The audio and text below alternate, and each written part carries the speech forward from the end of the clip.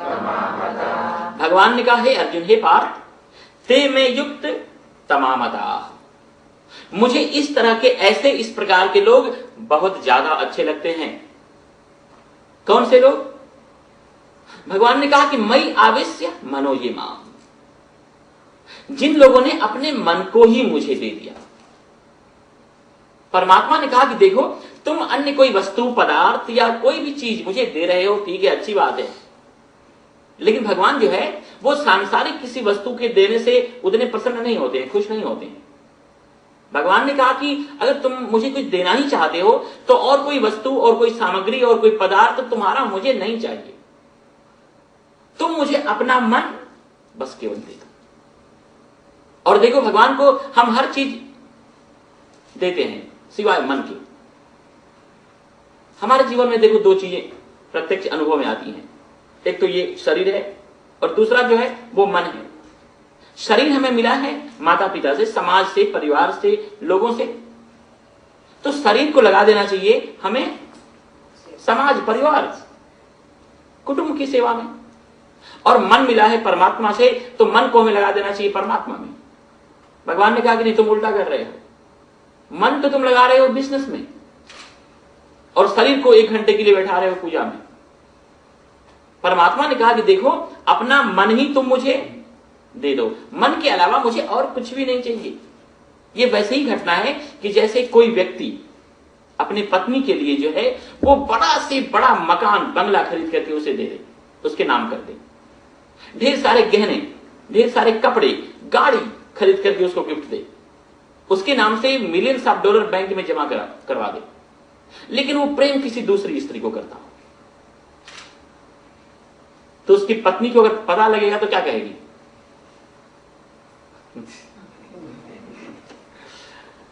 वो कहेगी, चंपक सुन, देख, तेरी ये वस्तु, तेरे पदार्थ, तेरी संपत्ति, तेरी प्रॉपर्टी मुझे नहीं चाहिए, लेकिन केवल तू मुझे प्रेम कर।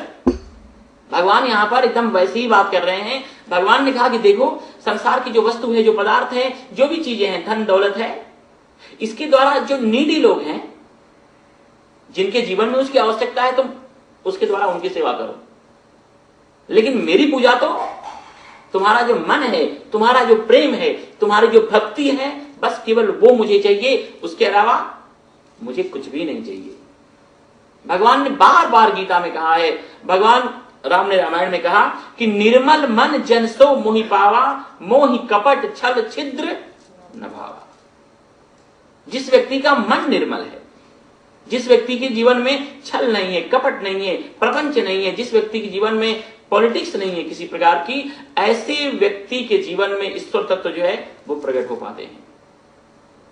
तो भगवान ने कहा, मई आवेश्य मनो ये माम, जो लोग अपने मन को ही मुझे दे देते हैं। देखो, हम भगवान की पूजा करते हैं या मंदिर जाते हैं, लेकिन हमारा मन कहां होता है? मन तो कहीं और हमारा भटक रहा होता है, भाग रहा होता है।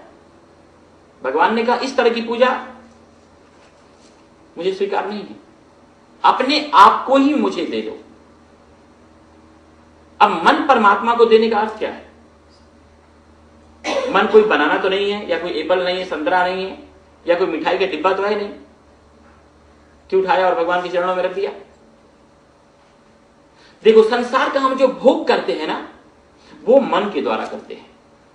जो हमारी इंद्रियां हैं वो तो अपने आप में यंत्र की तरह है। जैसे आंख है, ये वो चश्मे से ज्यादा नहीं है। ये जो कान है, वो जो एक मशीन लगा कर सुनते हैं ना, उससे ज्यादा नहीं है। कई बार देखो, आप कोई चीज सुनने में इतने तल्लीन हो जाते हो, सामने से कोई निकल जाएगा, आपको पता नहीं चलेगा। कोई चीज आप देखने में इतने एकदम तल्लीन हो जाओगे तो कोई आपको बुलाएगा, आपको पता ही नहीं चलेगा। तो प्रत्येक जो इंद्रियां हैं वो तो अपने आप में यंत्र की तरह है, इंस्ट्रूमेंट की तरह है, मृत डेट की तरह है। लेकिन मन जिस इंद्रिय के साथ होता है, वही इंद्रिय जो है सतेज होती है, सक्रिय होती है, एक्टिव होती है।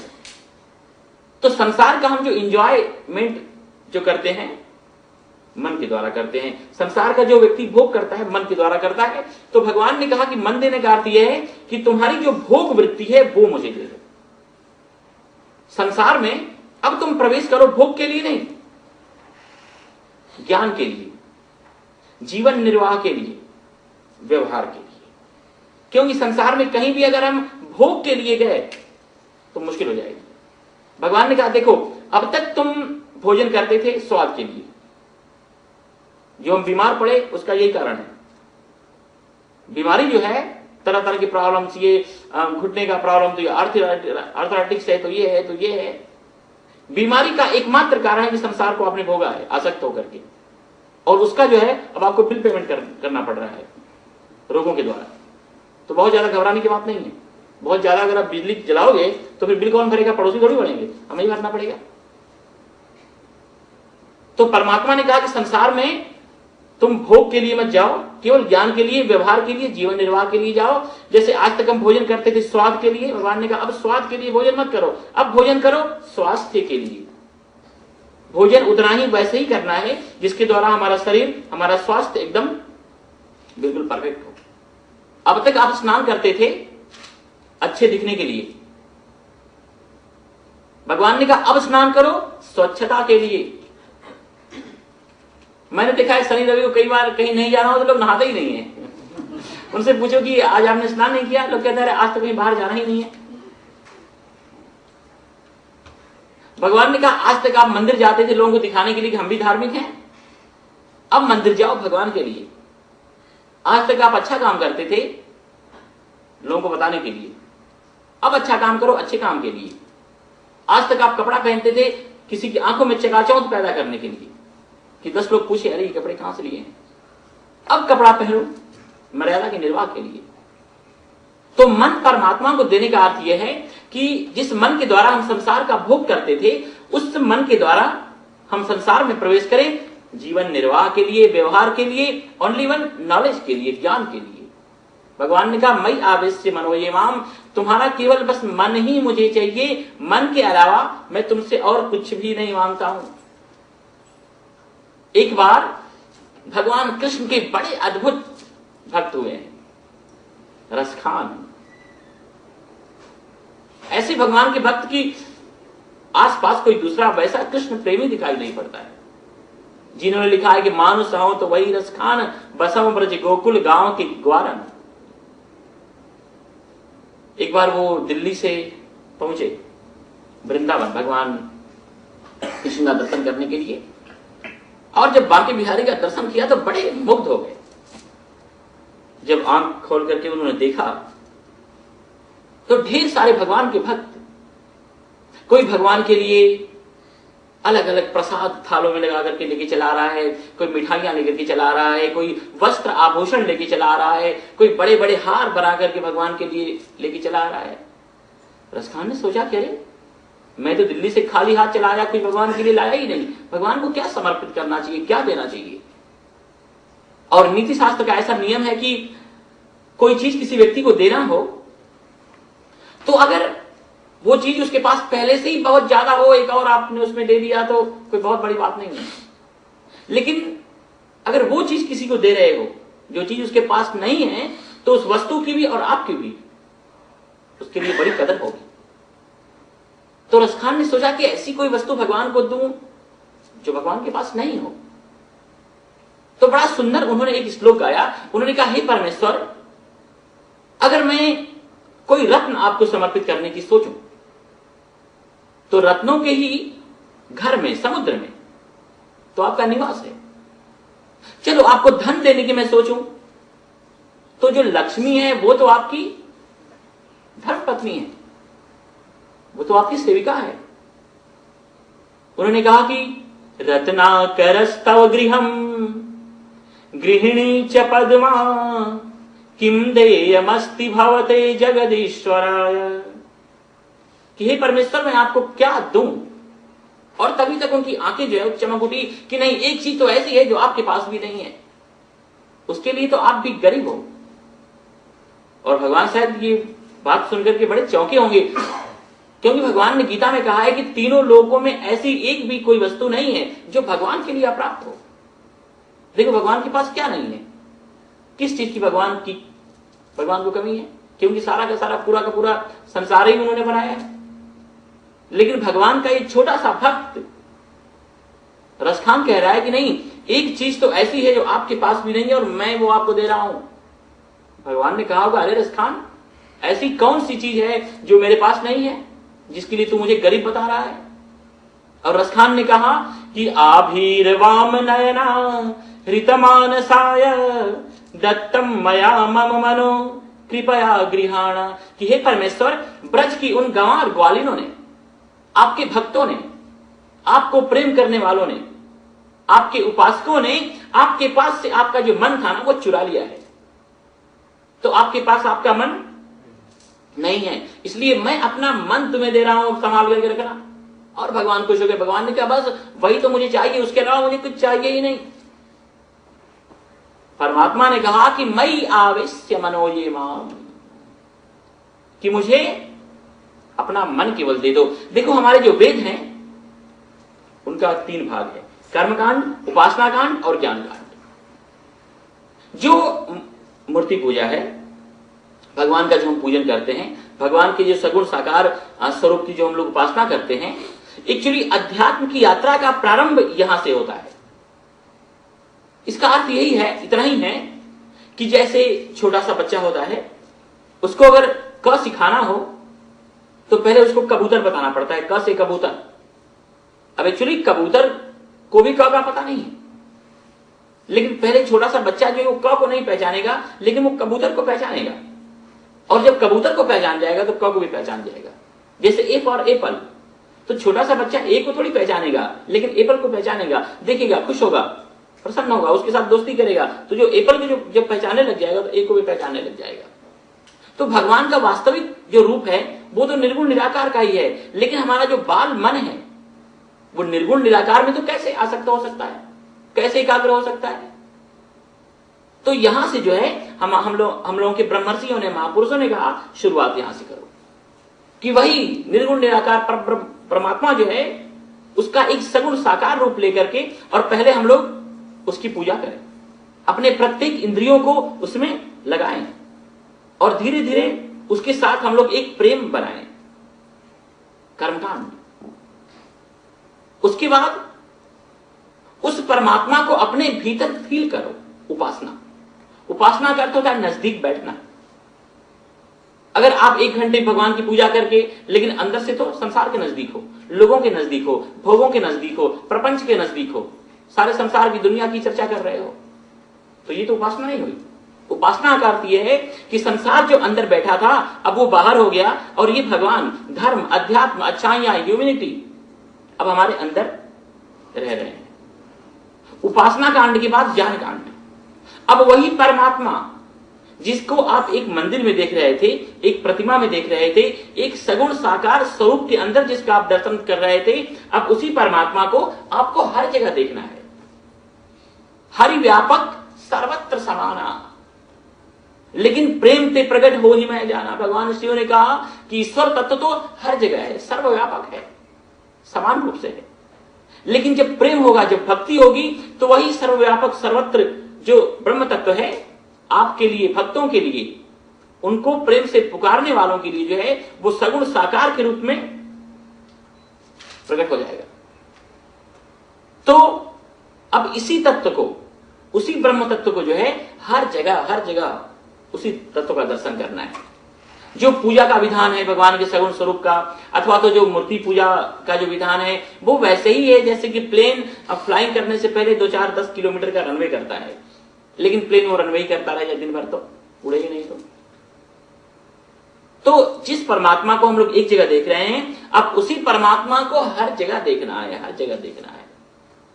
तो भगवान ने कहा कि मई आवेश्य मनो ये माम, जिन लोगों ने अपने मन को ही मुझे समर्पित कर दिया है, मुझे दे दिया है, मेरे अंदर लगा दिया है। भगवान ने कहा तुम्हारी जो वस्तुएं हैं, चावल, दाल, रोटी, सब्जी, वो मुझे उतने अच्छे नहीं लगते हैं जितना कि व्यक्ति का मन मुझे प्रदान करना अच्छा लगता है।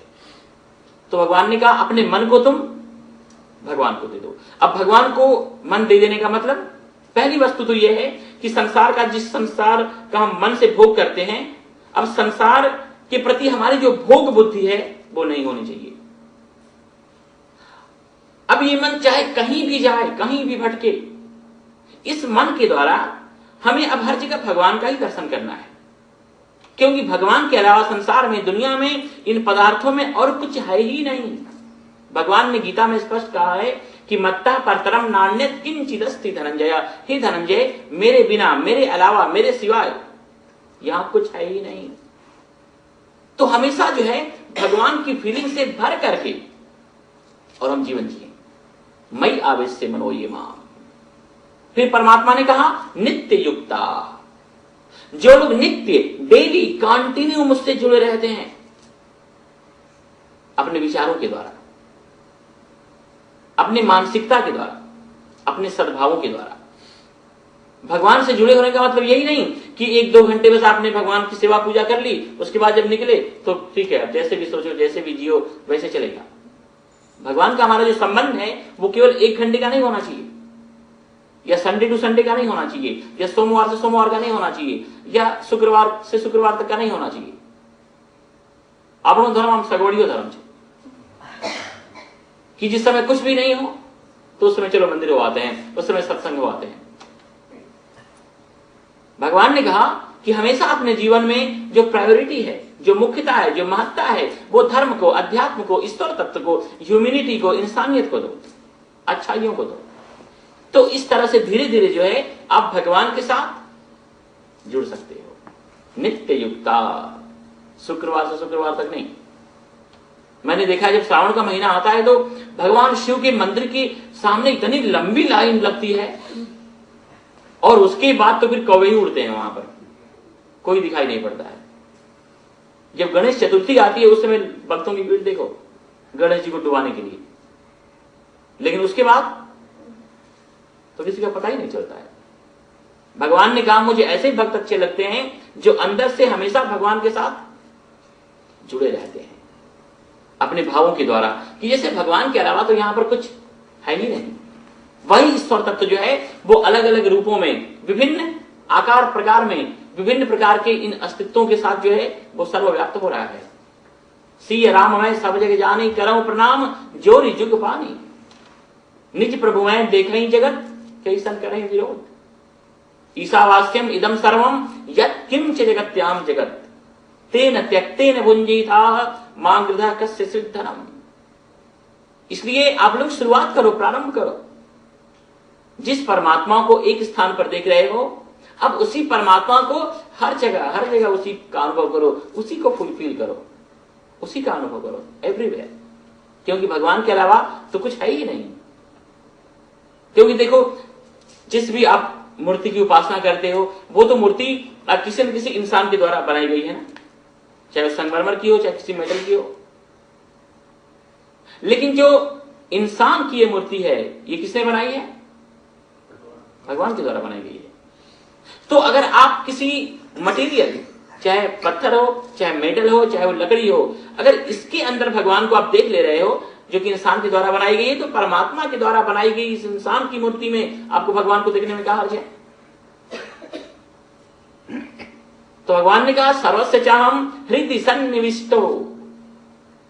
अगर आपका भगवान हर एक के अंदर नहीं है, अगर आपका भगवान हर जगह नहीं है, अगर आपका भगवान सर्वव्यापक नहीं है, तो आपका भगवान कमजोर है, फिर मुश्किल होगी। कबीरदास ऐसे ढेर सारे ऐसे महापुरुष आए, संत आए, जिन्होंने मूर्ति पूजा का जिन्होंने विरोध किया। उनका अभिप्राय, उनका अर्थ ये नहीं था कि मूर्ति पूजा गलत है। उनका अर्थ यही था कि देखो अपने भगवान को अगर तुम केवल एक मूर्ति में ही देखते रह जाओगे या उसमें ही अगर दर्शन करते रह जाओगे तो ये संपूर्णता नहीं है। क्योंकि वही भगवान सर्वव्यापक है, सर्वव्यापक है। क्योंकि ढेर सारे ऐसे आतताई आए हैं जिन्होंने मंदिरों को तोड़ा है, जिन्होंने मूर्तियों को तोड़ा है।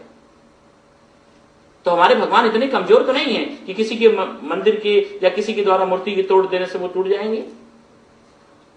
कोई फूल को तोड़ सकता है, लेकिन किसी की ताकत है कि सुगंध को तोड़ दे, सुगंध को मिटा दे। तो भगवान ने कहा मई आवेश्य मनोजेमा।